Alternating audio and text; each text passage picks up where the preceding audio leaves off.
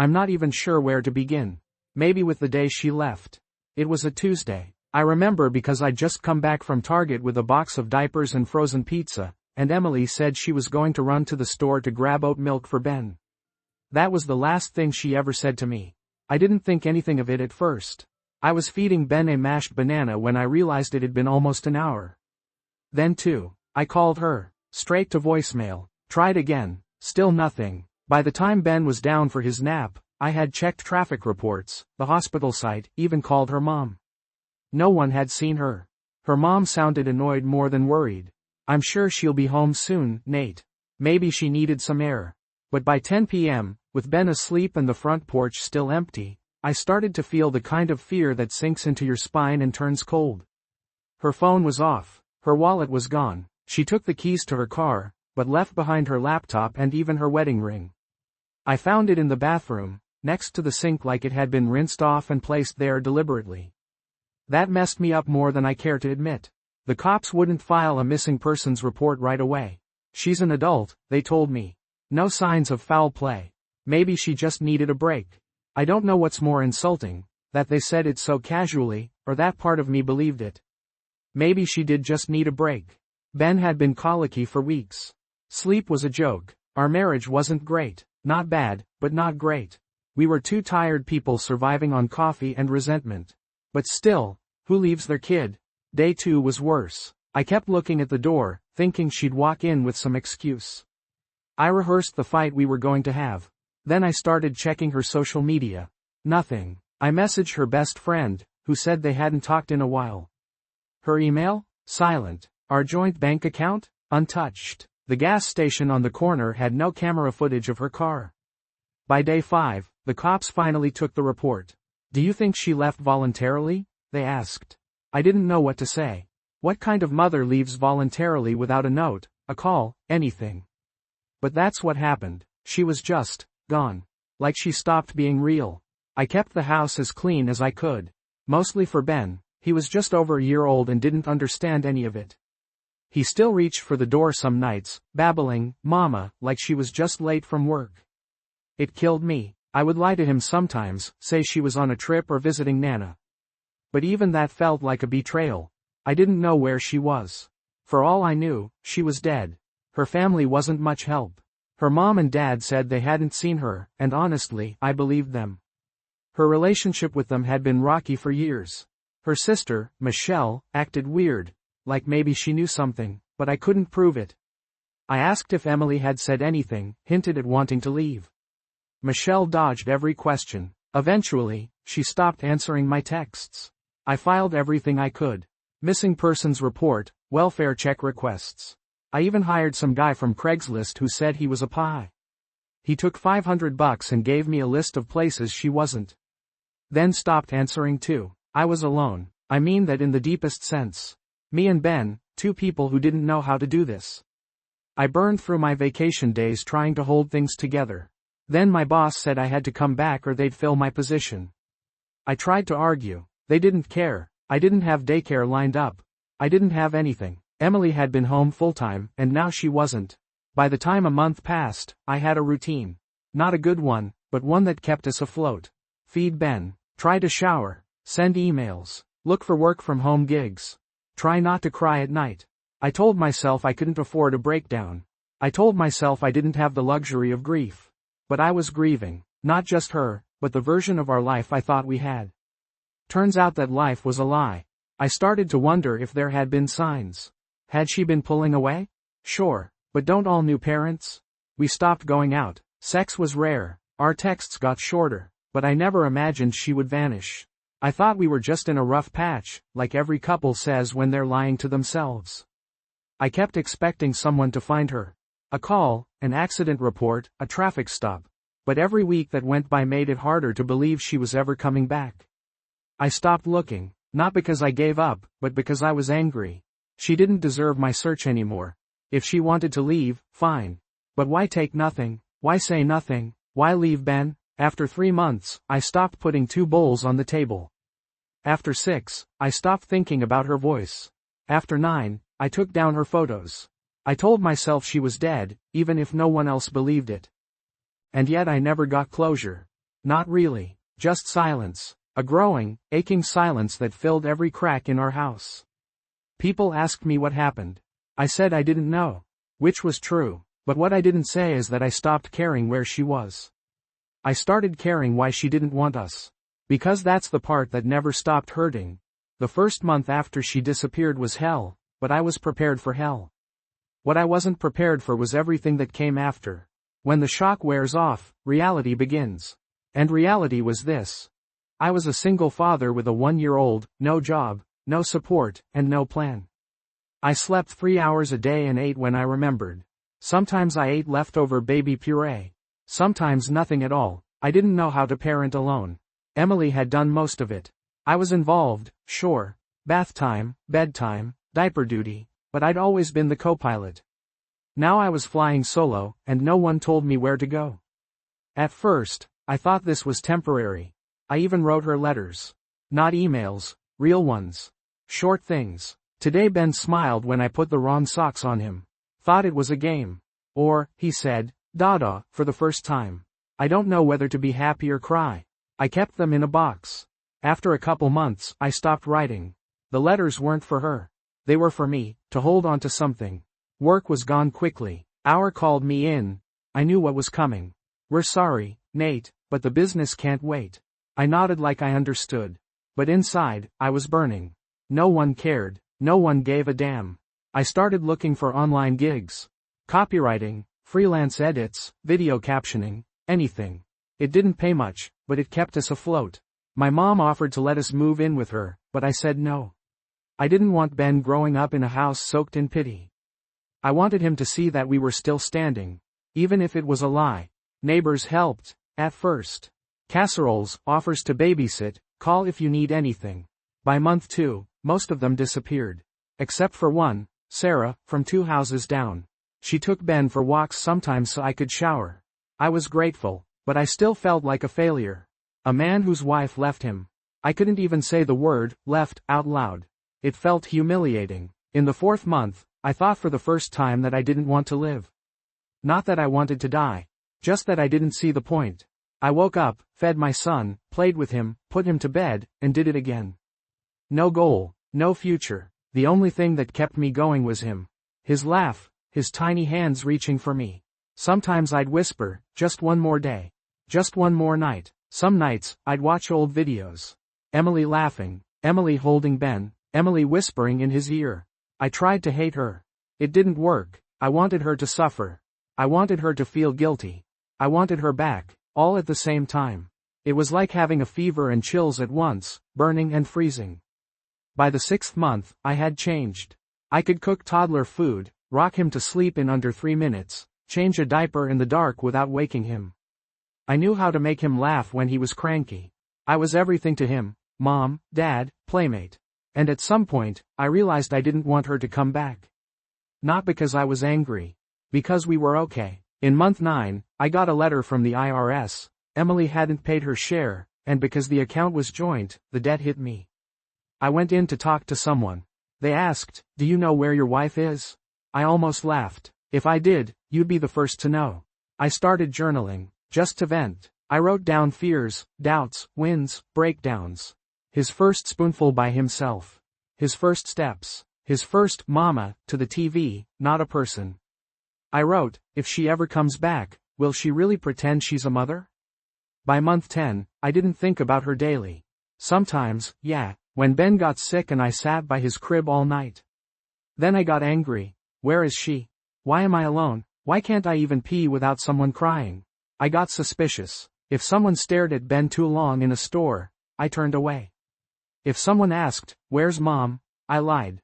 She's traveling. Or, she's with grandma. Sometimes I just looked at the ground.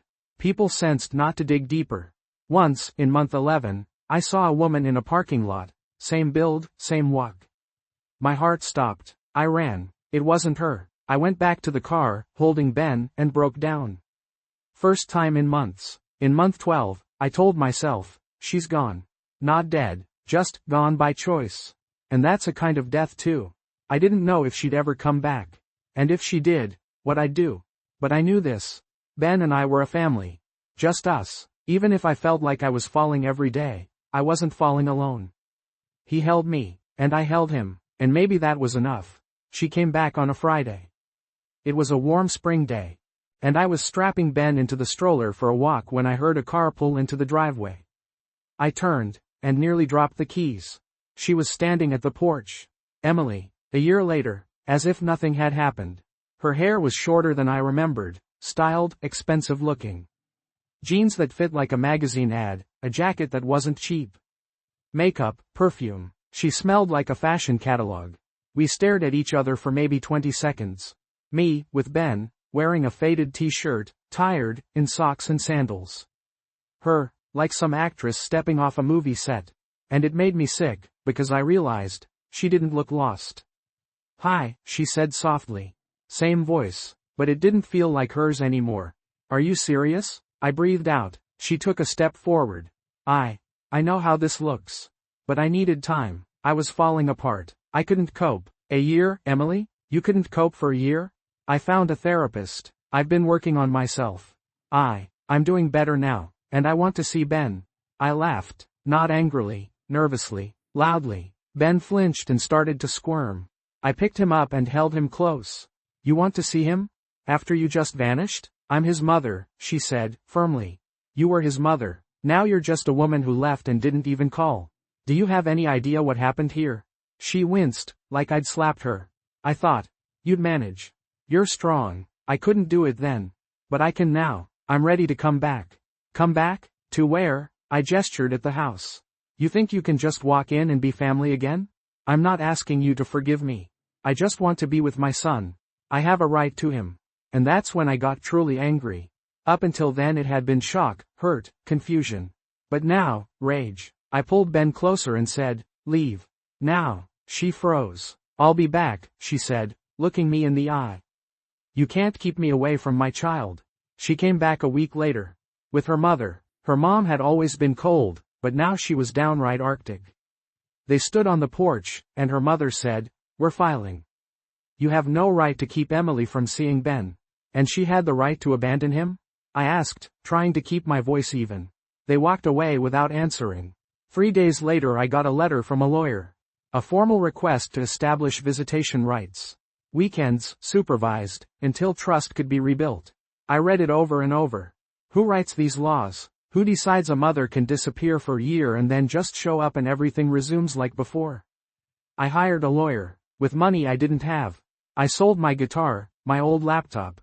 Friends said, "Be reasonable. Are you really doing this just to hurt her?" And I couldn't explain. This wasn't about revenge. This was fear. I was afraid she'd leave again. That Ben would get attached and then lose her all over. I was afraid she was faking. That her self-discovery was just running away, and now she wanted back because it was convenient. We went to court. Preliminary hearing. I sat across from her. She looked like a perfect mother. Modest dress, tidy folder of documents, an experienced lawyer. And me? A guy in a wrinkled shirt with dark circles under his eyes. The judge heard both sides. I told it like it was, day by day, month by month. In my words, without drama. She talked about depression, panic, feeling trapped. I knew he was safe. I knew Nate would handle it. It was like a slap. "You consciously left your child because you trusted his father would handle things?" the judge repeated. "Yes," she nodded. "I'm not proud of it. But I wasn't well. I wanted to scream. You were well enough to take off your ring, to buy perfume, to find a lawyer." But I stayed quiet, because I knew if I snapped, I'd lose. The judge scheduled another hearing in a month. Temporary visitation granted. 1 hour a week, under supervision. I walked out of the courtroom dazed. My lawyer said this was the best case scenario. Usually they give moms more. I nodded, but inside, I was boiling. Ben didn't know who Mom was. He said, "Dada," called out for me, only me. And now, she was back. And the court said, she has rights. But me? I'm the one who has to watch her walk back into his life. And pray she doesn't walk out again. I thought court was the peak of the absurd. But it was only the beginning. A couple of weeks after the hearing, Child Protective Services showed up at my door. No warning. 2 women in their 40s, polite but strict. They checked everything. Outlets, medicine cabinet, fridge, even the books on the shelf. One took notes while the other asked questions. How often does Ben see his mother? Are you supporting contact with Emily? Why aren't there any pictures of her on the wall? I wanted to ask, where were you a year ago? But I stayed silent. Then I got summoned to the Department of Family Services. There, they told me straight. We're concerned that you're obstructing the mother's relationship with the child. They handed me a brochure on positive co-parenting and cooperation after separation. I held it in my hand while something inside me snapped. How does someone who abandoned her child get the right to complain? Emily filed an official motion to expand visitation. No more supervision, and overnight stays at her place. Allegedly, to rebuild the mother-child bond. I stopped sleeping. I'd been there when Ben first smiled. I held him through his first fever, his coughs, his sleepless nights. I taught him to talk. His first words were, Dada, Papa, Bear, that's what he called his stuffed animal. He didn't even know the word, Mama. I wasn't just his dad, I was his entire world. And now they were telling me to hand him over for weekends to a woman who disappeared. Who didn't know his sleep cues, allergies, or how he reacts to loud sounds. I hired another lawyer. I was almost out of money. I sold my car and got a used hatchback. I asked for help from my parents, old friends. Some said, give her a chance. A kid needs his mom. Others just nodded and said, she betrayed you. Sometimes I felt insane, like everyone forgot she left. Like I was the villain now, for trying to protect my son. I tried to hide it, but I got irritable. Ben started picking up on it. He grew anxious, woke up at night. I blamed myself. I was afraid I was ruining everything. Meanwhile, Emily kept crafting her image. On social media, she posted, healing takes time, self-love is the first step to real love, forgiveness is the path to peace. Photos of her doing yoga, at picnics, with books in cafes. Once, she posted a picture of her with Ben, captioned, becoming the best version of myself, for him. The photo was from a supervised visit. She hadn't asked for permission. I wanted to call her out, but my lawyer said, it won't help. Don't engage. I was furious. Why should I stay silent while she played the saint? The second hearing was worse than the first. Emily spoke beautifully, about love, regret, how she had suffered. Her lawyer added, there's no evidence the mother poses any harm. My lawyer pushed back. About instability, risk, the past. The judge listened, nodded. Then he said, we'll consider a gradual increase in visitation. Starting with 2 weekends a month, no overnights. We'll review again in 3 months. I said nothing. I looked at her and didn't recognize the person I once loved. She didn't look at me when she left the courtroom. At home, I locked myself in the bathroom and stared in the mirror. I didn't recognize myself either. My cheeks were hollow, my eyes red, my hands shaking. Ben called from the living room, Dada, Bear, Dada. I wiped my face and walked out. That weekend, I was supposed to hand him over for a few hours. I packed a little backpack, explained to him that he was going to play with mommy.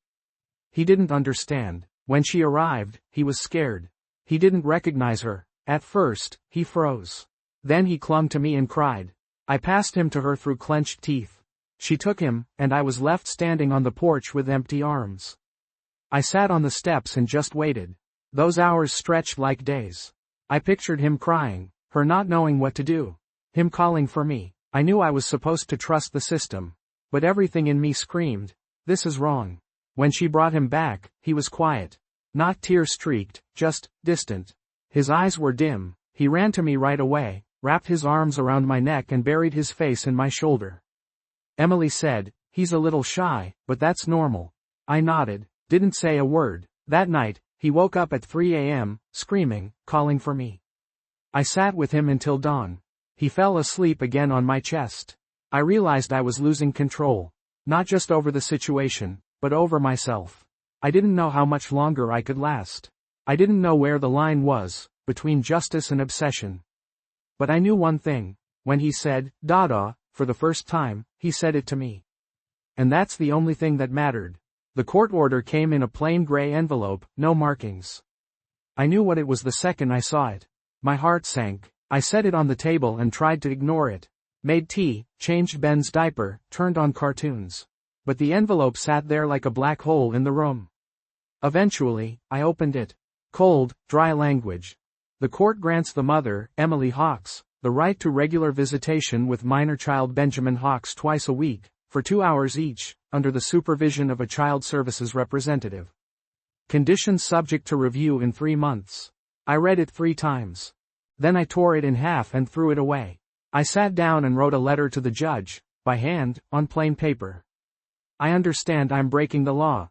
I understand this could mean fines, losing custody, possibly jail. I'm ready, but I won't let a woman who left my son for a year walk back into his life and call herself a mother. This isn't revenge. It's fear. I'm afraid she'll leave again. I'm afraid he'll get attached and lose her all over. If that makes me a criminal, so be it. I've made my choice. I never sent it. I folded the letter and kept it in a drawer, alongside Ben's first drawings, birthday photos, the note where he scribbled, Dada, in crayon. I skipped the first visit. Told the social worker Ben was sick. She offered to reschedule. I didn't answer. The second visit, I ignored the phone. The third, I didn't open the door. The warnings started piling up. You are required to comply. You are in violation. Legal consequences will follow. My job couldn't take the stress. I missed meetings, ignored emails, snapped at coworkers. My manager, a decent guy, finally said, "You're good at what you do, Nate, but we need someone who's actually here." I nodded, resigned, walked out. My friends, most drifted away. Some quickly, some gradually. Those who stuck around fell into 2 camps. Some said, "Give her a chance, for the child." Others just nodded silently, but even they started disappearing. Only Sarah, my neighbor, stayed. Sometimes she brought food. Sometimes she played with Ben so I could nap. I was grateful, but still drowning. I wasn't sleeping. At night, I just lay there listening to Ben breathe. Sometimes he'd cry out in his sleep. I'd lay my hand on his back and wait for the tension to ease. I didn't know what was wrong with me. It wasn't depression or fear. It was something colder, numbness, like I was living in a single, frozen frame. Meanwhile, Emily posted updates on her blog. About healing, about the journey back to myself, about the struggles of motherhood. Photos of coffee, books, yoga mats. Occasionally a shot with Ben, without my permission. She wrote, "Fighting for love." The comments were glowing. "You're so strong, you're an inspiration." I wanted to scream. She left for a year. But I knew it wouldn't matter. One day a child services rep came by. Young, professional, spoke calmly, but firmly. "You're violating a court order. If this continues, enforcement will escalate. Fines, loss of custody, maybe more. Are you prepared for that?" "Yes," I said, "I am." He looked at me like I was insane. Then left. A week later, Emily showed up. No lawyer, no paperwork, just her, standing at the gate. In her hands, a stuffed bear. Old, ours, one we bought together when Ben was born. Her hair was loose, no makeup, tired. "Hi," she said softly. "I'm not here to argue. I know I messed up. I just wanted to see him." I was holding Ben. He looked at her curiously, but like a stranger.